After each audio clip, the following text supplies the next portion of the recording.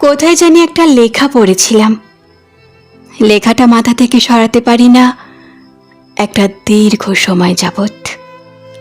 লেখাটা হলো, তোমাকে একজন পেয়েছে মানে আর একজন কি বিভৎসভাবেই না তোমাকে হারিয়েছে।